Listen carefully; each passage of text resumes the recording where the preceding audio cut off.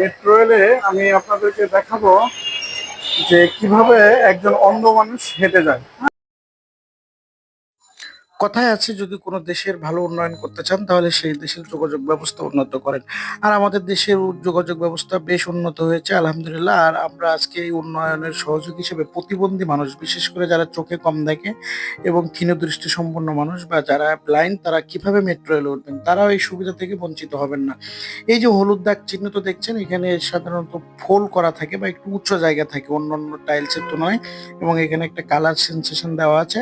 এবং অন্ধ ব্যক্তিরা, যাদের প্রপার প্রশিক্ষণ আছে, তারা এই দাগ ব্যবহার করে সাধারণত চলতে ফিরতে পারবে।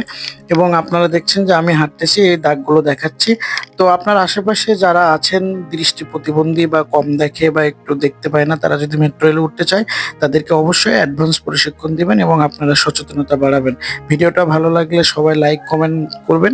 এবং এটা একটা জনসচেতনামূলক ভিডিও। আশা করি সবাই বুঝতে পারছেন। আর এই দাগটা পুরাটা মেট্রো রেল পর্যন্তই আছে।